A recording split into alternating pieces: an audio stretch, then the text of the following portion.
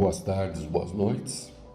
Dando continuidade na leitura do livro Mecanismos da Mediunidade, capítulo 4, que explica detalhadamente a formação do pensamento. E vamos diferenciar agora a matéria mental e a matéria física. Então, só recordando, Deus pensa continuamente. O que Deus faz? Ele pensa, e tudo que existe é uma construção mental de Deus. E, semelhante a Ele, também pensamos. Por isso que a figura de linguagem é que somos filhos de Deus. Filhos de Deus, essa figura familiar, em que sentido? Somos criaturas, fomos criados por Deus, também com esta capacidade de pensar. Ele pensa continuamente, universalmente, não dá para medir o que ele pensa, já nós pensamos localmente, pensamos restritamente, mas pensamos. Essa é uma das nossas funções inerentes. Isso é o mais importante que o Espírito faz, é pensar, né? E ele pensa sobre o que Deus está pensando, sobre ou sob, né? Sobre no sentido de que tudo existe, o que eu estou pensando é em cima do que existe, ou sob, né? Eu penso, porém esse pensamento ele está abrangido no mundo do pensamento de Deus, então é sob. Não importa aí, a ideia é justamente criar uma ideia, um conceito sobre pensamento. Para tanto, André Luiz distingue a matéria física, que é a matéria que nós vivemos aqui do mundo corpóreo, e a matéria que compõe o mundo espiritual, que ele precisamente chama de matéria mental. Né? Matéria mental, não é matéria do mundo espiritual, é essa matéria do mundo espiritual. Mas como espírito e matéria são coisas distintas, são definições distintas, falar em matéria do mundo espiritual, ele precisamente chama de matéria mental. Por quê? Porque a matéria em que a mente atua de forma extensa, é essa matéria que compõe o mundo espiritual. E aqui ele vai tentar distinguir as duas, tá? Vai tentar distinguir o que é matéria do mundo corpóreo e matéria do mundo mental. Eu vou ler e aí nós vamos comentando. Em oposição vulgar, acomodados às impressões comuns da criatura humana normal, os átomos mentais inteiros, regularmente excitados na esfera dos pensamentos, produzirão ondas muito longas ou de simples sustentação do indivíduo, correspondendo à manutenção do calor. Então, primeira coisa, vamos falar da matéria física. Novamente, na próxima oportunidade, vamos colocar no vídeo algumas ilustrações, animações, para que a gente possa entender melhor esses parágrafos. Matéria do mundo corpóreo, matéria física, é essa que nós estamos acostumados aqui. Sólido, líquido, gasoso, né? É o que a gente toca. Tocar é tangenciar, é tocar, né? Pegar. Então, é essa matéria do mundo corpóreo. Com o passar do tempo, se descobriu a ciência descobriu que duas moedas idênticas, uma paradinha e a outra em movimento, tem diferença. Claro, uma está parada e a outra está em movimento. Qual é a diferença entre elas em relação ao sólido, líquido e gasoso? Olha, sólido, líquido e gasoso não tem diferença nenhuma, as duas moedas são iguais, elas tem tudo igual. Só que uma, por estar em movimento, diferencia da outra. Diferencia em quê? Ela está em movimento, então nós dizemos que ela tem energia de movimento. As mesmas duas moedas iguais, uma na mesa e a outra a 1 metro de altura, também em relação a sólido, líquido e gasoso, elas são idênticas. Só que há uma diferença de altura entre elas, diferença de posição. Então elas têm uma diferença. Essa diferença se classifica como a moeda que está mais alta, ela tem uma energia de posição. E assim se conceituou energia. Energia de movimento, energia de posição, energia armazenada quimicamente, energia de calor, energia luminosa. Então são diferentes energias, mas que compõem a matéria do mundo corpóreo. Primeiro, não havia essa relação na ciência entre o que é matéria, sólido, líquido e gasoso e as tais energias. Até que, no começo do século passado, Albert Einstein conseguiu demonstrar uma relação entre elas. O que é uma relação? Uma pode virar a outra e a outra pode virar uma. Como assim? Energia pode virar massa e massa pode virar energia. Então, o tal do sólido, líquido e gasoso pode virar energia de movimento, energia química, energia luminosa, e as energias podem virar massa. Eu nunca vejo nada se transformar, aparecer do nada, energia virar massa, nem sumir. Sim, até existe uma classificação das energias. As energias têm a energia mais pobre, que é a energia térmica, e a energia mais nobre, que é a energia luminosa. E entre elas tem as diferenças de energia. A energia luminosa é aquela que vem do Sol, por exemplo. Então é uma energia. Quando ela chega na Terra, essa energia, em particular, que dá para quantificar, né? Essa energia luminosa que vem do Sol, quando ela bate na Terra, ela vira massa, ela passa a engordar a Terra. Então a Terra, ao receber luz, ela está pegando energia luminosa e transformando em massa. Então ele demonstra a tal da equação E igual a mc². O que é E? Energia. O que é M? Massa. O que é C? Velocidade da luz ao quadrado. Ora, a velocidade da luz já é absurda, 300 mil quilômetros por segundo. Aí você eleva isso ao quadrado, é multiplicar por ela mesma. Por isso que a gente não vê coisas sumindo e aparecendo. Exceto a luz, que é muito fácil observar, mas mesmo assim precisa fazer uma observação acurada. Se descobriu essa validade de equação nas usinas nucleares. Por quê? Porque você coloca lá uma massa de urânio, por exemplo, esse urânio libera energia térmica, energia radioativa, que vira energia térmica. Com o passar do tempo, se percebe que a massa de urânio diminuiu. Por quê? Porque a massa está virando energia. Então, a esse conjunto de matéria tangível, sólido, líquido e gasoso, mais as energias, isso é a matéria do mundo corpóreo. Essa é a matéria do mundo aqui. As energias não são tangíveis, mas elas são calculáveis. Existem funções matemáticas, né, resultado da observação física, que estabelece quantidades de energia. A gente consegue quantificar a energia. Se eu consigo quantificar a energia, ela pode virar massa e vice-versa.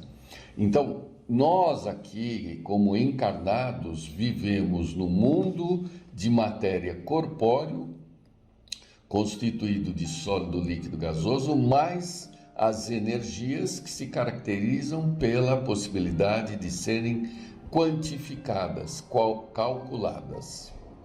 Isso é matéria corpórea, matéria do mundo da Terra. Tudo aquilo que de matéria, tudo aquilo que eu não consigo calcular, não é energia. Então, o perispírito, agora vamos entrar na parte da doutrina espírita. Sabemos que existe matéria além da energia. O André Luiz está falando isso. Existe matéria além da energia. Que matéria é essa? É a matéria que compõe o mundo espiritual. Aí, a matéria que compõe o mundo espiritual, que é perispírito, a matéria que sustenta os pensamentos, fluido vital, todas essas, até o fluido cósmico universal, todas essas matérias existem, mas elas não são quantificáveis nem tangíveis, porque senão faria parte da ciência. A ciência cuida disso aqui, do que é tangível e do que é calculável. Agora, essa matéria do mundo espiritual, a qual agora vamos reconceituar como matéria mental ou matéria do mundo mental, ela não é possível ser calculada nem tocada. Por isso que não se interage. Como assim não se interage? É o divisor de águas. É clássica a informação que, né, um espírito andando na chuva não se molha. Por que o espírito andando na chuva não se molha? Porque na chuva, eu estou falando de matéria tangível, e ele, espírito desencarnado, né, está andando lá na rua, ele detém o perispírito. Aquela água no estado líquido, aquela matéria do mundo corpóreo não interage com a matéria do mundo mental em que ele está vivendo. São frequências diferentes, compõem vibrações diferentes. Quando um médium enxerga um espírito, o que está ocorrendo? Ele, com a matéria do mundo, no mundo corpóreo, né? Através do seu corpo que tem uma estrutura biológica, ele tem a mediunidade que permite que o espírito dele, através do perispírito dele, enxergue o mundo mental. Então, quem enxerga o mundo mental, os médiuns, todos nós, interagimos no mundo mental, não é através desse corpo, é através do perispírito. Só que para que haja essa possibilidade de interação, o nosso corpo físico tem uma diferenciação para que o perispírito seja, para que as informações desse mundo mental atinjam o perispírito.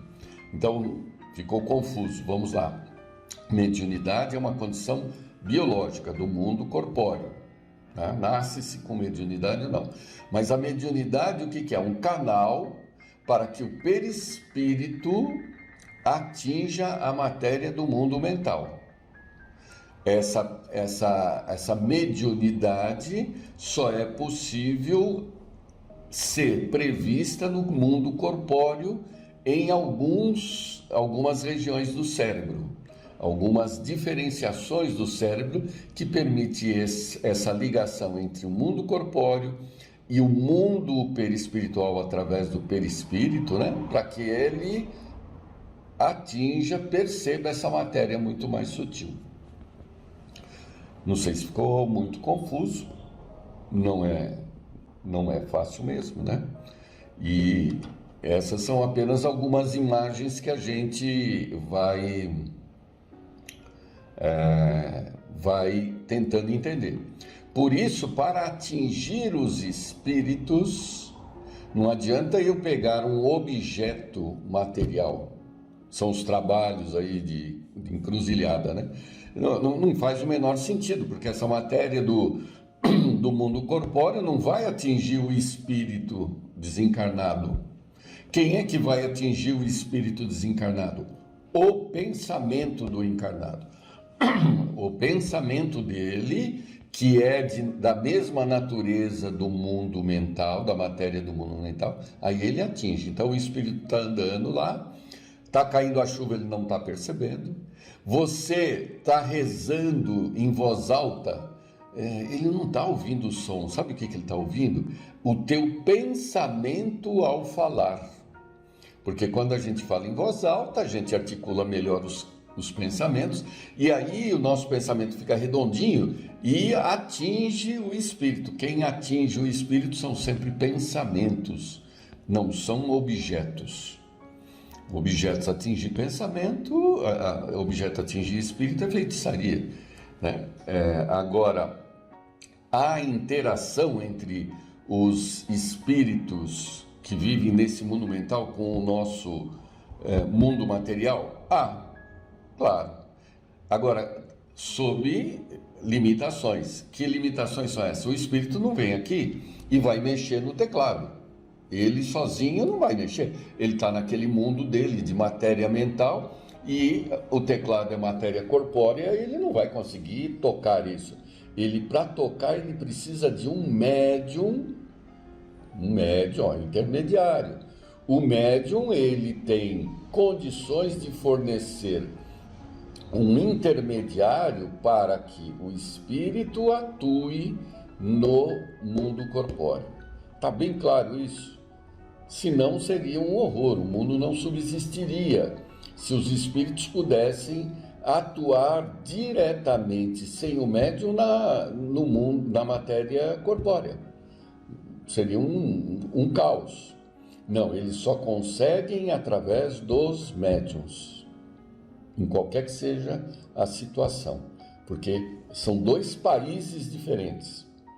Ele está lá e nós estamos aqui. E para passar a fronteira, precisa de um guarda aí que permita, que é o médium. E o guarda permite sob regras. Por isso que é o médium quem é o condutor da manifestação do espírito. Ele é quem dirige o carro, o espírito é o passageiro. O passageiro vai por aqui, vai por ali, mas o motorista é que, no fundo, vira a direção, breca ou não. Então vamos lá ler de novo esse trecho, até desfocou aqui.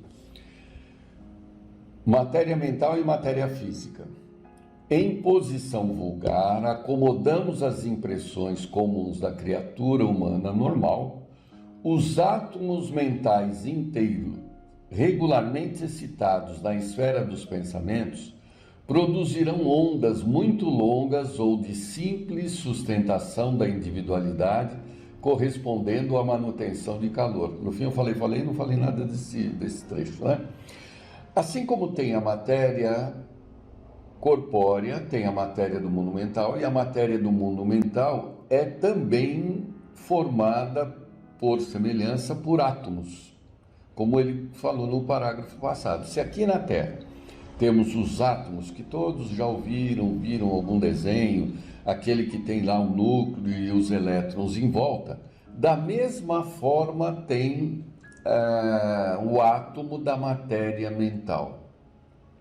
É semelhante, não é igual, é semelhante. Esse átomo aqui da Terra, vamos pegar os átomos, vamos imaginar os átomos dos gases, porque eles estão mais soltos. Átomos que compõem líquidos e sólidos, eles estão aprisionados uns aos outros. Agora, os átomos que compõem os gases, eles estão mais soltos, então é mais fácil de estudar. Os átomos que estão nos gases, imagine um átomo solto, um átomo de um gás nobre, que ele não está ligado a ninguém, por exemplo, o hidrogênio, né? O hélio, são átomos que estão soltos, não estão grudados a outros átomos. Eles têm elétrons girando em torno deles. Se eu pegar um átomo gasoso um pouco mais complexo, um pouco mais neônio, argônio, que são gases, um átomo só, ele tem elétrons à sua volta. Todos os átomos têm elétrons. E esses elétrons, eles ficam pulando. Então imagine assim, o núcleo do átomo é equivalente ao Sol. E os elétrons são os planetas girando em torno do Sol. Então, cada planeta está girando numa órbita lá, é o lugar dele, a órbita que ele não sai. Só que, se ele receber um empurrão, uma batida, um outro corpo, ele pode mudar de órbita, ele salta para a órbita do outro elétron, do outro planeta. Por que que ele salta? Porque ele recebeu um empurrão, ele recebeu energia. É claro que ele pode até chocar com outro planeta, ele pode atrapalhar o outro planeta, mas enfim, ele recebeu uma energia que mudou ele de lugar. Esse recebimento de energia nós chamamos de excitação do elétron. Então, do átomo. O átomo, o que é um átomo que foi excitado? É porque ele recebeu energia, o elétron recebeu energia externa e saltou, mudou de órbita. Só que ele é fiel à órbita dele. Tá? Ele tem naturalmente que ocupar a órbita dele, é o local de acomodação dele. Então, o que ele faz? Na primeira oportunidade que ele perder a energia que ele recebeu, ele volta. Ele volta para o endereço dele, ele volta para a órbita dele. Quando ele volta, ele devolve essa energia que ele recebeu. Só que ele devolve essa energia na forma de luz. Interessante. Então, vamos voltar aí para fechar antes de encerrar nossa reunião. O núcleo está lá, como o Sol, os elétrons girando cada um na sua órbita, tem o seu endereço, ficarão lá eternamente. Só caso eles recebam energia de fora, energia térmica, principalmente energia térmica, eles recebem energia térmica, o que eles fazem? Eles saltam para a órbita acima ou mais acima, depende de quanto ele recebeu de energia. Ele sai da órbita dele e vai para as órbitas superiores. Porém, ele chegou naquela órbita superior, ele já quer voltar para a órbita original dele. Então, quando ele volta, ele devolve aquela energia que ele recebeu lá na forma térmica, seja lá como for, ele devolve essa energia, só que ele devolve na forma de onda eletromagnética, luz. Isto aqui na Terra. Dependendo da posição que ele atinge e que ele volta, muda a cor. É isso que diferencia as cores: vermelho, alaranjado, amarelo, verde, azul, aninho e violeta. Então, aonde é que tem origem a luz? Na volta dos elétrons à sua posição original, previamente excitados. Depois nós vamos continuar na semana que vem sobre o mesmo parágrafo. Prazer em revê-los e até mais.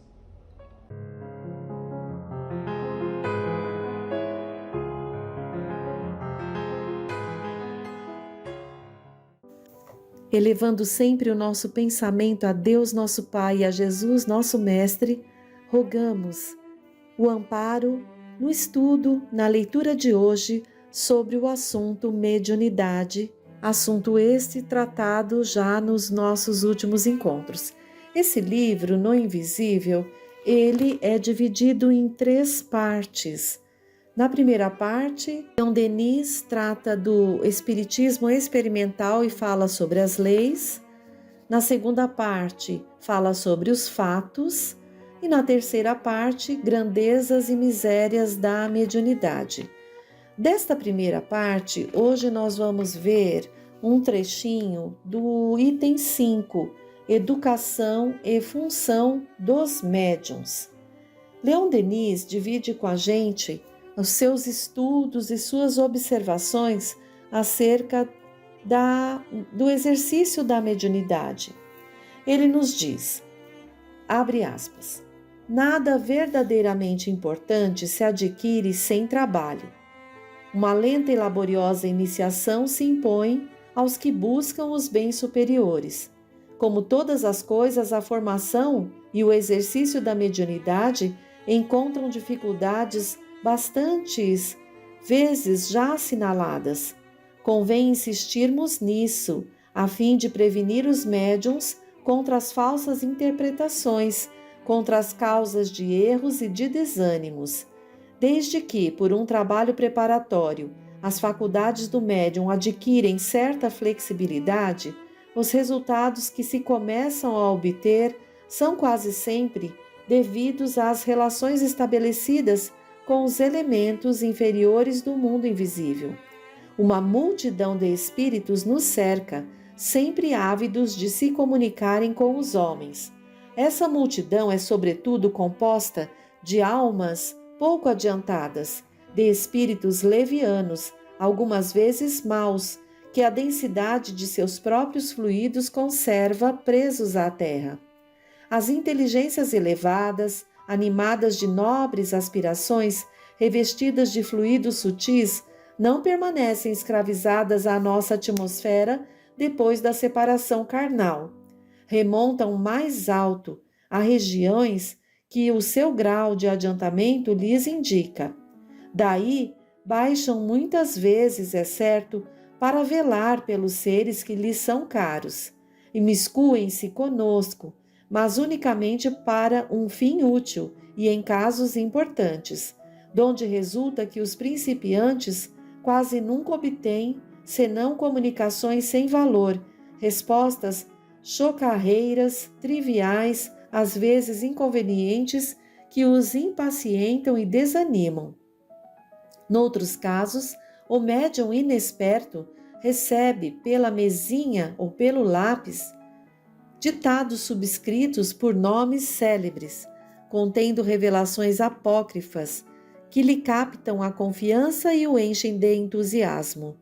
O inspirador invisível, conhecendo-lhe os lados vulneráveis, lisonjeia-lhe o amor próprio e as opiniões, superexcita-lhe a vaidade, cumulando-o de elogios e prometendo-lhe maravilhas. Pouco a pouco o vai desviando de qualquer outra influência, de todo exame esclarecido, e o leva a se insular em seus trabalhos. É o começo de uma obsessão, de um domínio exclusivista que pode conduzir o médium a deploráveis resultados.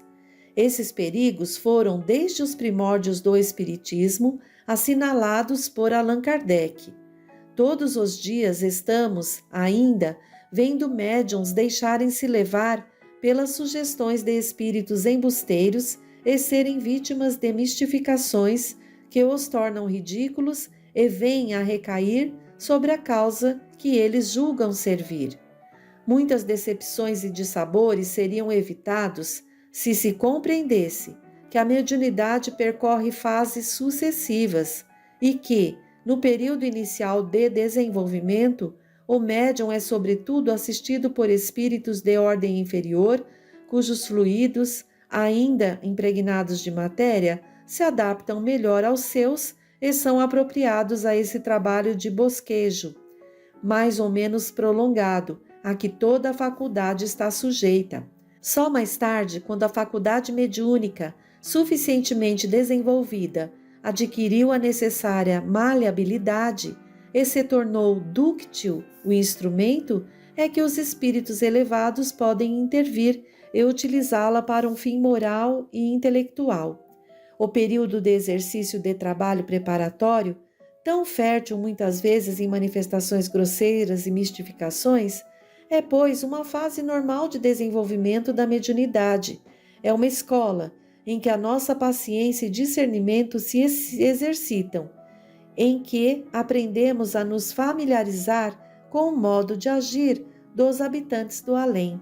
Nessa fase de prova e de estudo elementar, deve sempre o médium estar de sobreaviso e nunca se afastar de uma prudente reserva. Cumpre-lhe evitar cuidadosamente as questões ociosas ou interesseiras, os gracejos, tudo em suma que reveste caráter frívolo e atrai aos espíritos levianos. É preciso não se deixar esmorecer pela mediocridade dos primeiros resultados, pela abstenção e aparente indiferença dos nossos amigos do espaço. Médiuns principiantes, ficai atentos de que alguém vela por vós e de que a vossa perseverança é posta à prova. Quando houverdes chegado ao ponto requerido, influências mais altas baixarão a voz e hão de continuar a vossa educação psíquica. Não procureis na mediunidade um objeto de mera curiosidade ou de simples diversão. Considerai-a de preferência um dom do céu, uma coisa sagrada que deveis utilizar com respeito para o bem de vossos semelhantes. Elevai o pensamento às almas generosas que trabalham no progresso da humanidade. Elas virão a vós e vos hão de amparar e proteger. Graças a elas, as dificuldades do começo, as inevitáveis decepções que experimentareis não terão desagradáveis consequências, servirão para vos esclarecer a razão e vos desenvolver as forças fluídicas. A boa mediunidade se forma lentamente, no estudo calmo, silencioso, recolhido, longe dos prazeres mundanos e do tumulto das paixões. Depois de um período de preparação e expectativa, o médium colhe o fruto de seus perseverantes esforços, recebe dos espíritos elevados a consagração de suas faculdades, amadurecidas no santuário de sua alma, ao abrigo das sugestões do orgulho. Se guarda em seu coração a pureza de ato e de intenção, virá com a assistência dos seus guias a se tornar cooperador utilíssimo na obra de regeneração que eles vêm realizando. Fecha aspas. Já nesse trechinho, Leon Denis nos elucida sobre a questão da importância da educação da mediunidade e o quanto isso é paulatino, é realizado paulatinamente, há de se ter a perseverança, há de se ter estudo. E logo no começo aqui, ele fala que muitos espíritos nos cercam e muitos estão ávidos ali a se comunicarem, mas a maioria são almas pouco adiantadas. Isso dá para entender, porque estamos num mundo de expiações e provas, e nós somos almas pouco adiantadas. Daí a importância de nos cuidarmos no sentido de observarmos ali como estão os nossos pensamentos e, aproveitando que fazemos parte de um centro espírita, buscarmos os grupos de estudo, compreender que temos que nos evangelizar para qualquer tarefa a que somos chamados, qualquer tarefa. Isso na nossa própria casa. Quanto mais buscarmos o Evangelho de Jesus, através do estudo do Evangelho segundo o Espiritismo, mais vamos ter condição de levar melhor a nossa encarnação no nosso próprio lar, na comunidade, no trabalho e na nossa convivência com os irmãos dentro do centro espírita. Um outro ponto que Leon Denis nos levanta é sobre a questão das mensagens que nos são dadas e que muitas vezes trazem algumas revelações que captam ali a confiança do médium, enchem o médium de entusiasmo. Muitas vezes são mensagens que trazem elogios, que insuflam amor próprio, excita a vaidade. Então, temos que tomar muito cuidado com isso. Nos diz Leon Denis, esses perigos foram desde os primórdios do Espiritismo assinalados por Allan Kardec. E depois, Leon Denis nos coloca que esse período preparatório para o trabalho no campo mediúnico nos solicita persistência, dedicação, disciplina. Não podemos esmorecer com os percalços do caminho, né?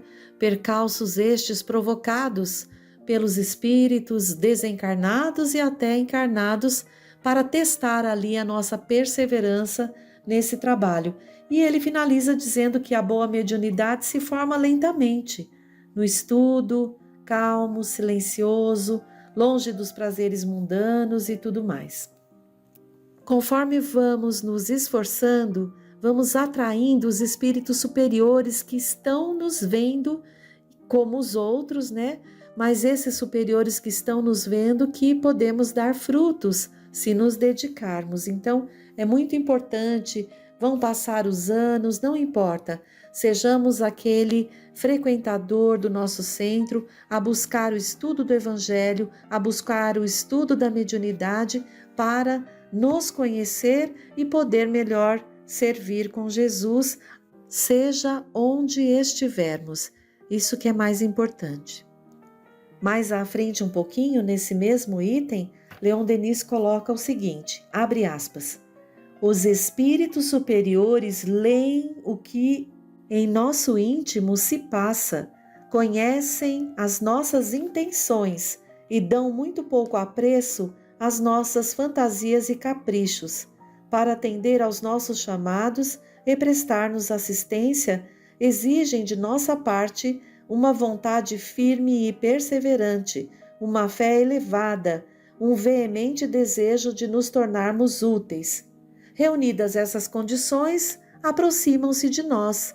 Começa então, muitas vezes, sem o sabermos, um demorado trabalho de adaptação dos seus fluidos aos nossos. São as preliminares forças de toda relação consciente. À medida que se estabelece a harmonia das vibrações, a comunicação se acentua sob formas apropriadas às aptidões do sensitivo, audição, visão, escrita ou incorporação. Os espíritos superiores, indiferentes às satisfações de opiniões materiais e interesseiras, comprazem-se ao pé dos homens que procuram no estudo um meio de aperfeiçoamento. A pureza de nossos sentimentos lhes facilita a ação e aumenta a influência. Outros espíritos de menor categoria, por um impulso de dedicação, ligam-se a nós e nos acompanham até ao termo de nossa peregrinação terrestre. São os gênios familiares ou espíritos protetores. Cada pessoa tem o seu. Eles nos guiam em meio das provações com uma paciência e uma bondade admiráveis, sem jamais se cansarem. Os médiuns devem recorrer à proteção desses amigos invisíveis, quase sempre membros adiantados de nossa família espiritual, com quem outrora vivemos neste mundo. Aceitaram a missão, tantas vezes ingrata, de velar por nós, através de nossas alegrias e aflições, de nossas quedas e reabilitações, nos encaminham para uma vida melhor, em que nos acharemos de novo reunidos para uma mesma tarefa, identificados em um mesmo amor. Fecha aspas. Mais um trecho importante onde Leon Denis nos elucida sobre a importância de buscarmos fazer tudo direitinho conforme estamos aprendendo, né? Porque ali atrairemos esses espíritos superiores e também deixaremos contentes aqueles que estão conosco por missão, como disseram aqui. É interessante porque muitos de nós já sabemos disso. Antes de encarnarmos, nos foi colocado ali a necessidade da mediunidade de trabalho. Por isso fomos atraídos, muitos de nós, para um centro espírita, onde pudéssemos ter essa condição de desenvolver, aprender, estudar e servir de alguma forma, começando ali nos trabalhos que eram nos oferecidos. Os mentores das casas, dos centros espíritas equilibrados estão sempre de olho em nós. Cada um de nós que adentra ali ao portão, já são esperados. Muitos vão desenvolver trabalhos ali, mediúnicos ou trabalhos sociais, esperados por essa espiritualidade amiga que já nos aguarda. Combinamos tudo isso no plano espiritual. Muitas vezes chegamos aqui e iniciamos os nossos estudos, desanimamos, deixamos os melindres nos alcançarem, nos afastamos dos trabalhos, quiçá às vezes até da casa, mas não nos sentimos felizes, nos falta algo. Então, temos que voltar, buscar ali sempre no Evangelho as virtudes do Cristo, a humildade, a indulgência, a paciência, e aí venceremos esses entraves todos aí que estão pelo nosso caminho, pela nossa própria condição moral que ainda atraímos. Um pouco mais à frente, Leon Denis nos diz, abre aspas, em Espiritismo, a questão de educação e adestramento dos médiuns é capital. Os bons médiuns são raros, disse muitas vezes, e a ciência do invisível, privada de meios de ação, só com muita lentidão vem a progredir. Quantas faculdades preciosas, todavia, não se perdem à míngua de atenção e de cultura, quantas mediunidades malbaratadas em frívolas experiências ou que, utilizadas ao sabor do capricho, não atraem mais que perniciosas influências e só maus frutos produzem. Quantos médiuns inconscientes de seu ministério e do valor do dom que lhes é outorgado, deixam inutilizadas forças capazes de contribuir para a obra de renovação. A mediunidade é uma delicada flor que, para desabrochar, necessita de acuradas precauções e assíduos cuidados. Exige o método, a paciência, as altas aspirações, os sentimentos nobres e, sobretudo, a terna solicitude do bom espírito que a envolve em seu amor, em seus fluidos vivificantes. Quase sempre, porém, querem fazê-la produzir frutos prematuros e, desde logo, se estiola e fana ao contato dos espíritos atrasados. Fecha aspas. Refletindo as palavras aqui de Leon Denis, precisamos nos observar como estamos aproveitando o nosso tempo no centro espírita que nos acolheu. E essa prática da mediunidade, ainda que não estejamos em nenhum trabalho ostensivo, ela deve ser feita no dia a dia, ao levantarmos, elevar o nosso pensamento a Deus, nos ligando com a espiritualidade amiga que está à nossa volta, pedindo amparo para o dia. Este intercâmbio é um intercâmbio mediúnico. Precisamos estar sempre orando e vigiando para atrair também a proteção da espiritualidade amiga.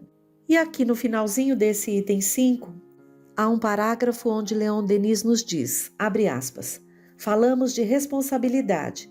É necessário insistir sobre esse ponto. Muitos médiuns procuram no exercício de suas faculdades satisfações de amor próprio ou de interesse. Descuram de fazer intervir em sua obra esse sentimento grave, refletido, quase religioso, que é uma das condições de êxito. Esquecem muitas vezes que a mediunidade é um dos meios de ação, porque se executa o plano divino e que ele não tem o direito de utilizá-la ao sabor de sua fantasia. Fecha aspas. Precisamos todos então nos compenetrar que filhos de Deus que somos, todos temos essas potencialidades mediúnicas, essa potencialidade psíquica de perceber e de intermediar com o plano espiritual. Cabe a nós buscarmos a lucidez de como está o nosso teor de pensamento, como estão saindo nossas palavras e como estão sendo as nossas ações neste exercício da encarnação de vida que Deus nos deu. Um abraço e até o próximo encontro.